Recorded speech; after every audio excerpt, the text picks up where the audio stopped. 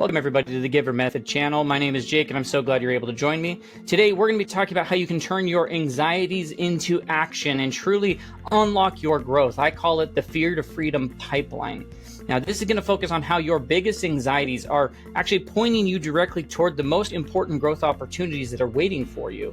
How like the exact things that maybe have given you like that tight clinch in your stomach might be the exact experiences that you need to step into what's next. Now it's going to be really focused on three primary types of people. So let me throw these out there and see if any of these resonate with you, or maybe you've felt this way or felt something similar to it. Like maybe you're the parent who's terrified of making a parenting mistake. You know, not that it's going to harm your kids, but you want to make sure you raise your kids right. So you second guess every decision, you avoid difficult conversations or new approaches that could actually help your family grow and thrive. Or maybe you're an entrepreneur who is paralyzed by the fear of failure or rejection or of losing money, that it keeps you from taking any sort of calculated risk that's necessary to grow your business and reach your potential that is out there.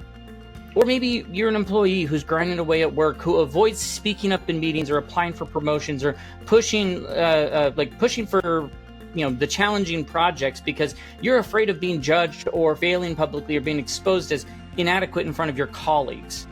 Now, I've learned what I want to share is something I've learned through my own journey, as well as working with thousands of people. Like, fear isn't a stop sign that so many people think it is. It's not in any way. It's a compass. And most of the time, it's pointing you directly towards growth and opportunities that matter most to your future and who it is that you can become. And so I want to dive deep into this topic with you today. Now, in case you're wondering, my name is Jake Talbert. I am the founder, author of this book called The Giver Method. It is an Amazon bestseller. It came out in November. As soon as it came out, thousands of sales, tons of 5-star reviews. It's helping so many people make an impact to discover their gifts and superpowers, to create more impact and influence in their life, create more value, and have deeper, more meaningful relationships and live a more fulfilled life.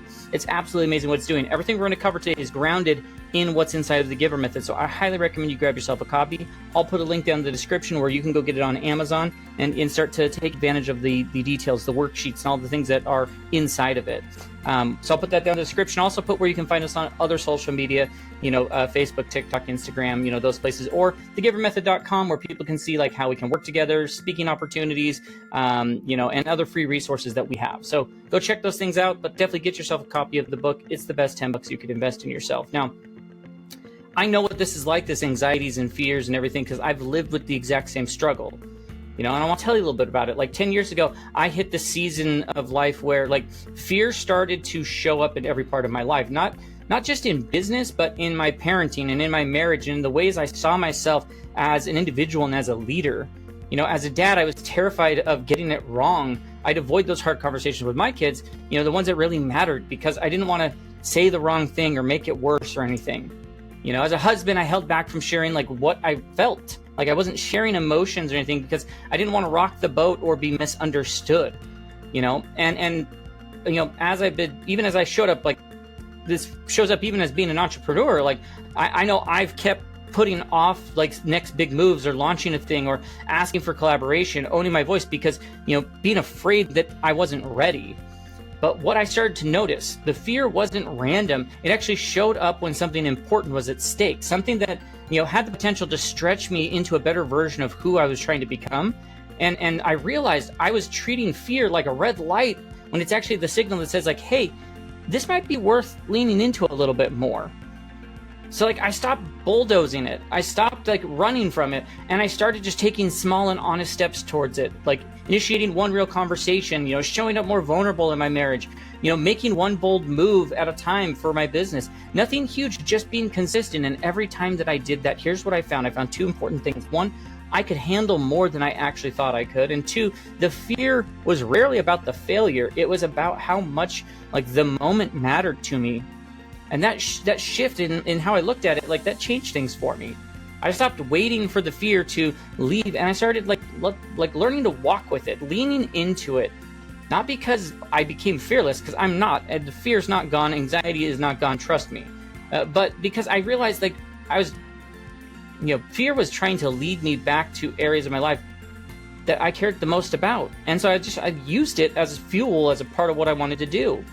And so today I want to walk you through these 7 really practical strategies and ideas that can transform your relationship with fear and avoidance, turning that more into like your navigation point. These aren't about eliminating anxiety, because I don't think it's possible to completely eliminate anxiety. They're just about using it for fueling meaningful action like I've done. Now, as we go through it, of course, if you find this valuable, please like the video, subscribe to the channel, ring that bell for notifications. I don't want you to miss out on any of the content that I have about helping you discover gifts, unlock them, and really develop them to be superpowers and create more influence and value in the people around you's lives. The value that only you're able to create. Subscribe to the channel, ring the bell for notifications, because I release videos all week long, and I'd love for you to be able to take advantage of the free value and content that I'm putting out there for people. So I want you to help you discover those things and make the impact that only you can make. Now, hey, if you've got some sort of a podcast platform, stage, or community that you're like, man, they should hear this message too, well, there'll be a link down in the description as well that we can connect, and I'd love to talk about what that could look like. Now, let's dive in. I don't want to waste any more time. Let's dive into these principles, these ideas, or strategies that you could do that are going to help with that. So the first one, in the past, I've referred to as like the anxiety archaeology system. So it's really about digging beneath the surface to find the treasure that's there. Like, dig up the real reason you're freaking out, because the thing that you're afraid of probably matters more than you think. When fear hits, most people try to either push through it or they shut down. But what I've learned is fear isn't it's not just noise, it's a signal, and usually it's not the thing that we were afraid of, it's what that thing represents. And so I call this this emotional excavation, because fear is layered. You've got your surface level fear, like, what if I fail? But if you slow down and dig a little deeper, you might find what if I succeed and can't keep up? Or even what if I am actually capable of more than I've ever let myself believe? That's where you start to see things get real, as you're getting deeper into those emotional levels. And the crazy part is the bigger the fear, the more likely it's pointing straight towards something that really matters to you. So you're not nervous about that conversation with your kid because you're fragile. You're nervous because the relationship is so sacred to you. You're not anxious about raising prices because you don't believe it'll work. You're anxious because you do believe in it and you don't want to mess it up. There's a big difference there if you can see that. And so here's what I want you to do. The next time anxiety punches you in the gut, which that's what it feels like to me all the time, don't just power through it or pretend like it's not there. Take some time. Maybe you need to take 5 to 10 minutes and walk yourself through what I call this, okay, well, I'm going to do a fear dig, where first thing I'm going to do is I'm going to write down exactly what the fear is saying.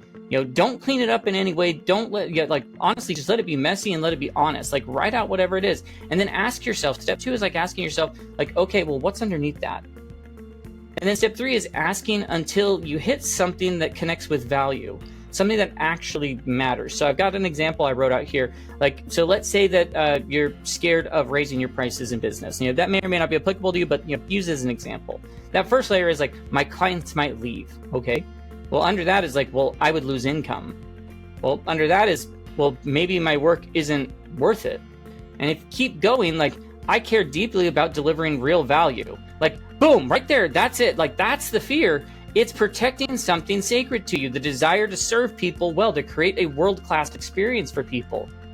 And you can do this once a week with whatever fear feels the loudest to you. Jot it down, peel it back, and if you do this consistently, you're going to start seeing patterns. Most of us, your fear is tied towards your leadership or creativity or parenting, and that's a map. That's where you can start finding the growth that's waiting for you.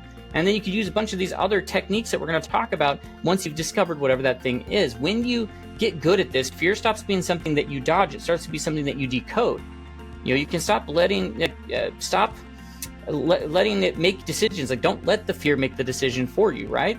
You start spotting where you're being nudged towards growth, not pushing towards danger. I love that fear is there for a reason, to protect us, but this is not a protection thing. That's how people like you, busy parents, overload entrepreneurs, high capacity employees, finally break out of a survival mode and step into something way more fulfilling. It's not because the fear disappears, it's because you finally understand what it's trying to tell you.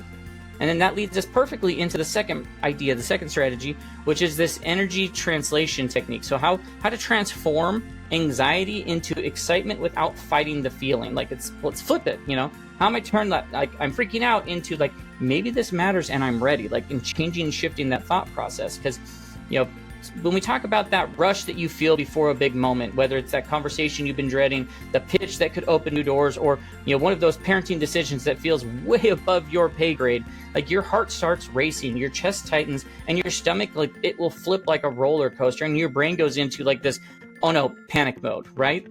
But something that's really wild is fear and excitement feel almost identical in your body. I love the book by Mel Robbins. There's the 5-second rule or whatever, where she counts backwards. Like, I've used that so many times in my life to help offset, but she talks so much about this idea. Like, seriously, like the same hormones, the same buzz, the same butterflies, like they're all the same between excitement and fear or anxiety. The only difference is like the story you're telling to yourself about what that feeling means.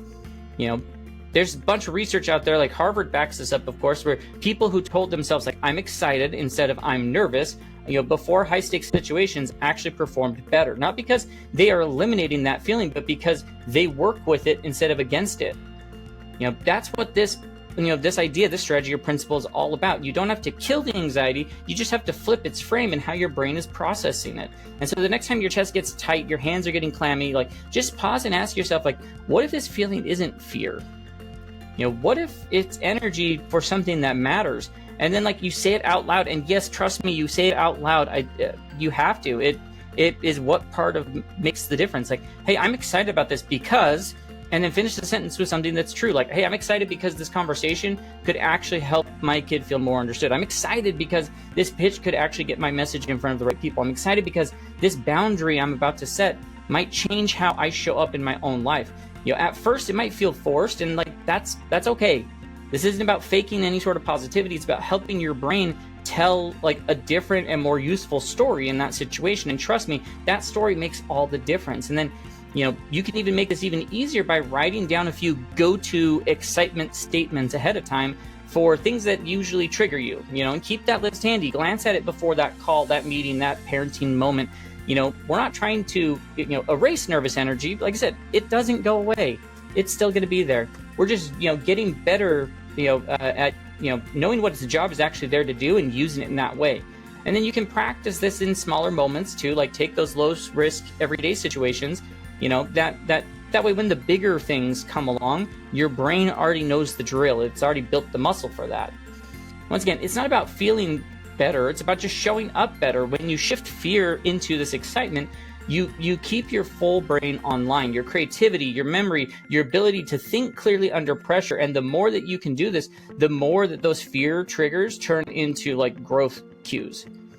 You start trusting that energy in your body, like that it's not working against you. It's trying to get you ready for something that matters. And honestly, once you stop seeing anxiety or that fear as a problem to fix and start seeing it as a signal for potential gain, it changes the game of where you're going.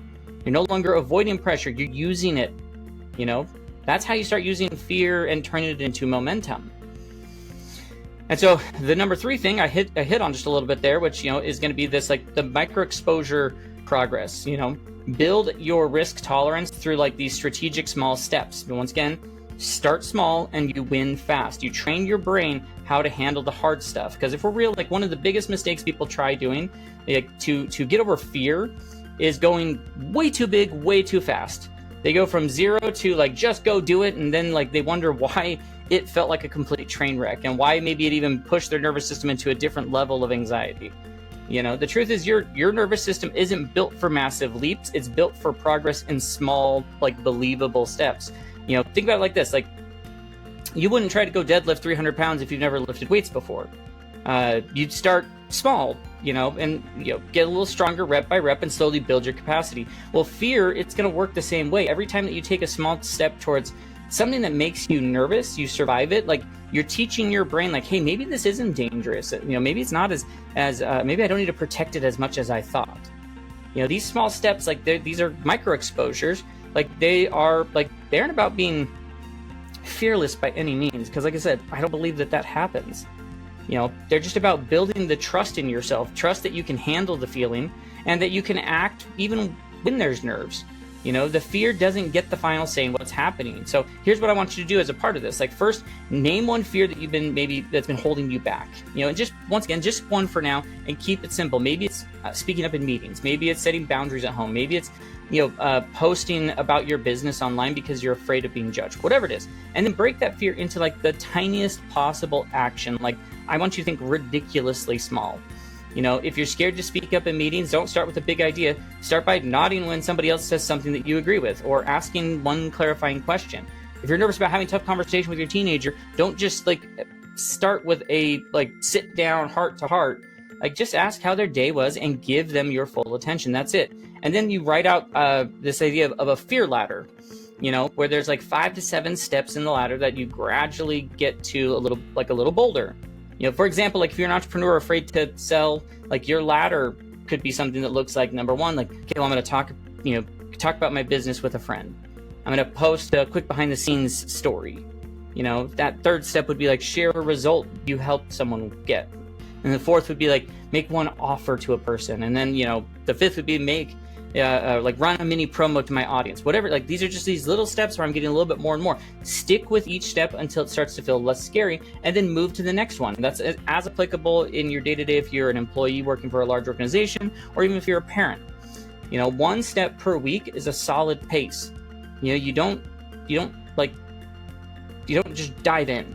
You know, and of course, don't forget to track your wins. Write them down. Like, you know, what happened, how it felt, what surprised you, and you'll be shocked how quickly fear starts losing its grip when you do this more consistently. Like, this sort of a method doesn't just help you get over fear. Like, it builds real earned confidence. Like, you're not just hyping yourself up or repeating affirmations. You're collecting evidence that says like, hey, I can do these hard things. I don't have to do them all at once.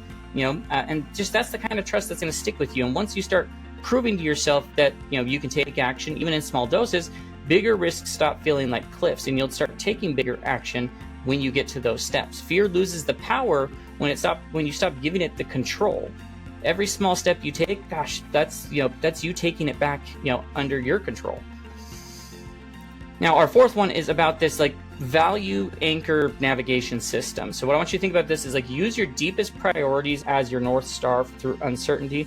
You know, when you let what matters most lead the way, you know, and how you use your core values, like when fear's fogging up the road, because that's what it's going to do. You know, if you've ever hit that point when the fear makes everything feel uncertain, like every option feels risky, every move feels like it could go sideways, your brain just wants to shut the whole thing down. And when you're in that kind of a fog, your best compass isn't like logic or emotion, it's your values. You know, here's what I mean by that. Like, values are the things that matter the most to you, not what's going on around you. They don't shift when your mood changes. They don't disappear under pressure. They're who you are underneath all of the noise. When you make decisions from that place, when you ask yourself like what actually matters here instead of like what could go wrong, you move with a different kind of clarity, even if you're still afraid. You know, you could be a parent, you know, and you value connection. The fear that you feel about confronting your teenager, it's not about, you know, it's not a sign to avoid the conversation. It's the sign that your relationship matters, you know, enough for you to fight for it.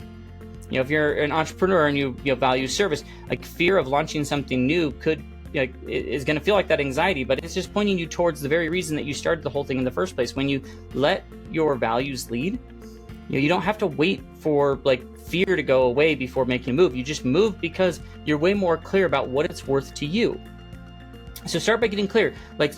Start with your top 2 to 3 core values, not what sounds nice on paper, but you know what drives you when you're at your best. Maybe it's growth, maybe it's honesty, maybe it's creativity or courage or connection. Whatever they are, you could use things like ChatGPT, Claude, whatever, like all sorts of things out there to help you to uncover what, you know, you find your values to be. Whatever they are, write them down somewhere where they can be visible to you. Like, you need them when fear shows up, and you know, start making things feel really complicated. You know, now here's where this really gets practical. When you're facing something that scares you, you know, like asking for a raise or setting a new boundary with your kids, finally pressing publish on that thing you've been working on, like pause and ask yourself, like, well, what does this like have to do with my values?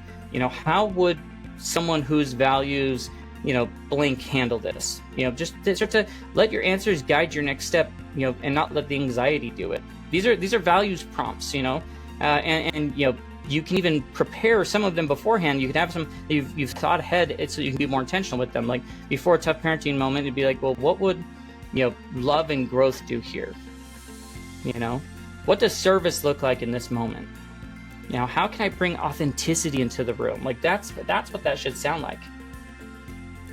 And here's where it becomes even more of a game changer for you. Try making one of those value based decisions. Like try to make it one per week, as that maybe something you've normally avoided, just one, and then jot down what happened and how it felt and what you learned. You start seeing a pattern. You feel better about the choices, and the outcomes don't feel as messy. Like fear, it makes everything feel fuzzy. And values that you have, they clear that fog.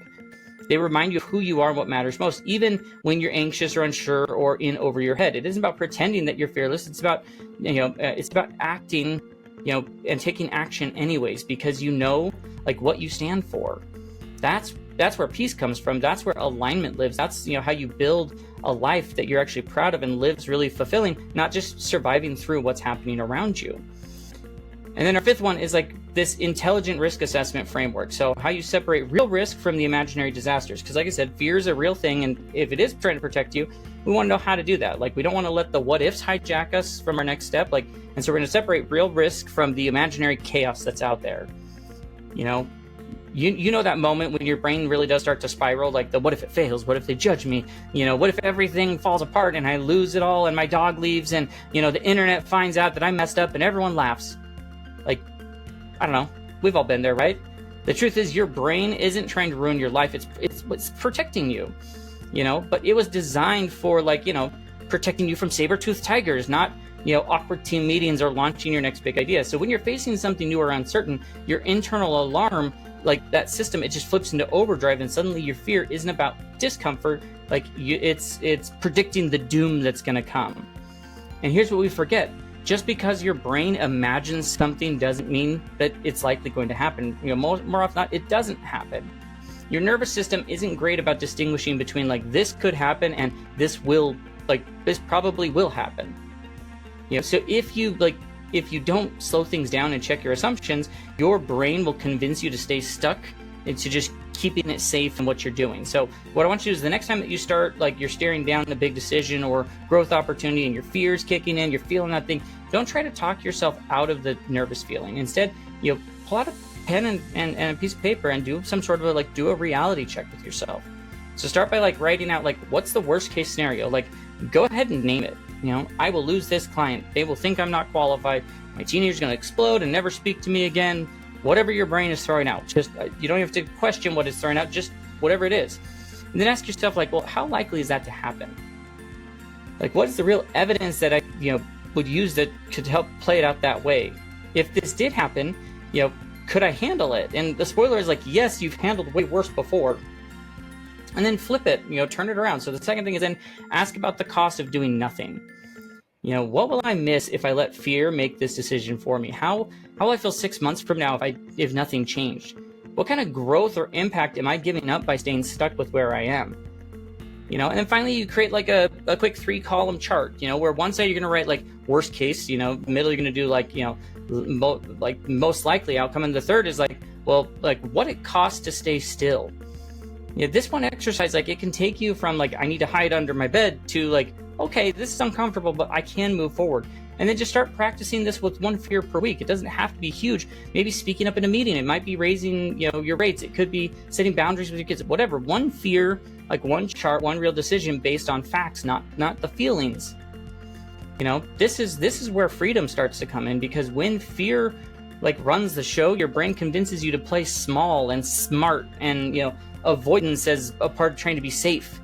But when you actually see your thoughts laid out on paper, you realize 90% of the worst case scenarios are either fixable or wildly unlikely. You start to take the power back. You become someone that doesn't need to feel 100% certain before making a move. You become someone who can prepare without panicking. And that, my friend, is that's where growth is really going to happen. Not because you've eliminated risk, but because you stop letting the imaginary disaster of the future hold you hostage. And of course, our sixth one, I can't go through any of these without talking about a gift-centered foundation approach where you anchor your actions in what you do so well. So start with what you've already got, those gifts as a launch pad, and not as like the backup plan. Because the one thing I want to get straight, like, just because your nervous system doesn't, like, just because you're nervous, sorry, doesn't mean that you're not capable. Fear loves to show up right when you're in do something important, you know, and it whispers that junk of like, you're not ready, not qualified, you're going to mess this up, like, right? Like, that sounds familiar. But like, what I want you to remember is like, fear isn't the full story. It's just the loud one right now. And when it gets loud, like, one of the fastest ways to quiet down is to reconnect with those strengths, those gifts that you already have. This isn't about putting yourself up or pretending things aren't hard. Like, this is about anchoring yourself in something solid, like your real gifts and natural abilities, the strengths that have helped you show up and solve problems, to love people better, to make a difference again and again. Those don't disappear because you're stepping into something new. In fact, they're often exactly what you need to help navigate that. And so here's what I want you to do. Before you walk into a fear indulging moment, pause and just like wait for a few moments, and like, you know, you want to have like that gift check-in in that moment. Ask yourself, like, what do I already do? Like, what do I bring to this situation that's real, reliable, and mine? And like, don't overthink it. Maybe it's, I don't know, empathy. Maybe you're a problem solver.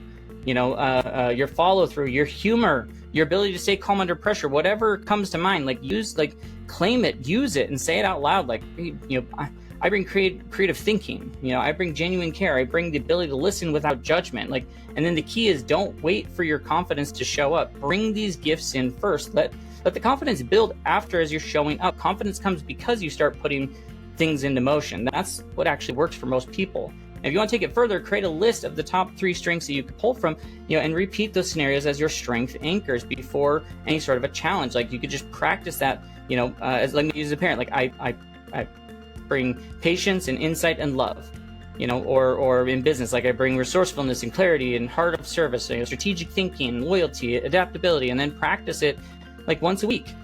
Pick one fear like inducing moment and go into it with your strengths at the top of your mind. And over time, you'll start noticing that your brain starts to look for like proof that these strengths are working. And more evidence gathers, like, that I'm not ready voice starts to lose grip. If you need more help coming up with your gifts, that's a great reason to go get the GIVER method, the link in the description. You know, because fear, like, it thrives in blank spaces when you're staring down that challenge, and all you can hear is like everything that might go wrong. You forget what's already right in front of you. So this flips it for you. Remembers, like, you're not going to go into these things empty-handed. You've got tools and talents and experience that you bring into the room, and you anchor these things in those gifts. And that leads us to the 7th and final one, which is like, you know, progress. You know, there's like a progress momentum architecture, like building unstoppable forward motion through like structured consistency. Consistency is the key. You know, if we only, you know, made progress on the days that we felt motivated, gosh, most of us would be stuck in the same place like we were 6 months ago, especially when fear is involved. Fear hits like that loud voice in your head, like, you know, it says like, let's overthink things for 3 weeks. Let's, you know, avoid it forever. Like, you know, so this is where this momentum matters. Like, you know, but not the kind that depends on inspiration or emotional high points. Like, I'm talking about the structured consistency, the rhythm. You know, you don't need to conquer your fear through a dramatic push. Like, you just need a system that helps you to keep showing up anyway, even if, you know, it's for 5 minutes. That's going to build real confidence for you. So what you do is you start by creating this thing I call like a fear through minimum. You know, this is one small thing that you can do every single day that moves you a little closer to something that scares you, but in a way that feels doable. Think simple, sending a message you've been putting off, saying something honest that feels vulnerable, asking a question instead of staying quiet. Like, your minimum should be like so manageable that even on your worst days, like, you can still check it off. It's not, no heroics are required here, just like motion, forward motion. And then layer it with expansion moments. Like, these are like your you know, optional once a week like stretch actions that you can take when you like got a little bit more in your tank. Like, you having a conversation that you've been avoiding, you're submitting the application, launching the new thing. The key is not waiting for the perfect moment. You're just making space for it when it shows up. And then keep a log. Like, what'd you do? How'd you feel? What'd you learn? And over time, you'll start to see those patterns and notice the type of actions that, you know, are going to grow your confidence the fastest. You start to see, you know, that you used, you know, something that used to scare you now feels totally normal. And that's that quiet power of consistency. Like, it sneaks up and it turns fear into fuel even before you realize it. You know, fear, it won't disappear all at once, but it does shrink when you face it a little at a time, over and over. You build the muscle. You stop needing for the perfect day to make any sort of progress, and you unlock something new, which is that powerful, like, reliability. Because like, you become someone who like moves forward even when it's hard. And that consistency builds the kind of self-trust that like no motivational quote or hype video will ever give you. It just keeps you grounded. You know, let the fear walk with you, not ahead of you. Here's what I want to leave you with as a part of this video as we finish up. Like, fear isn't a villain in your story. You know, it's more like the loud, slightly overprotective guide that's there. One that means well, but doesn't always get the full picture. And the real shift happens when you stop trying to silence it and you just learn from it. You know, everything we covered today isn't about becoming someone who never feels afraid.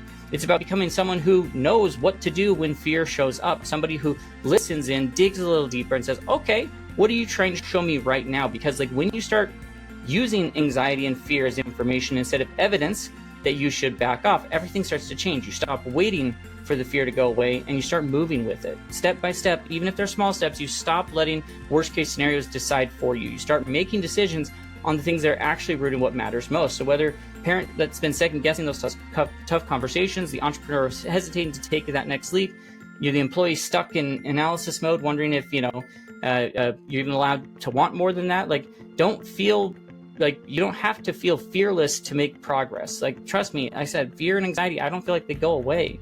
They just need to be tools that you use. You know, and you need a rhythm and you need reminders of like who you already are. That's what these principles we talked about today like are helping you move forward from when fear freezes you, to map back to your gifts and to build, you know, a system that puts you in motion even when you don't feel motivated. You don't need to be brave, you just need to keep moving.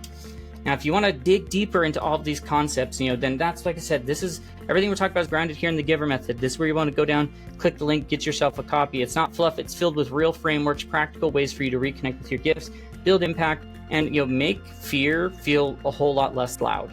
So like I said, link down below. You can go to Amazon, the GIVER method, you know, by Jake Talbert, or you can go to thegivermethod.com to find more details of how we help people, free resources. Check us out, Facebook, TikTok, Instagram, LinkedIn, all those fun places. Now, if you lead a team, you run a community, you have a stage where people could use this message, I'd love to join you and bring this conversation to your audience. You know, you can find the details once again down in the description. I just want to leave you with this, like, you are closer than you think. Your fear isn't like trying to trap you. It's trying to tell you like that this thing you're doing matters. So start where you are, start small, but don't stop. Just use the motion. You've got way more in you than fear has over you. Like, just every step forward, it's going to prove that to yourself, and the world's waiting for you to show up and give in the way that only you can give. And so I'll leave you with that. I will just say have a great rest of your day, and we will catch you in our next video. Have a good one.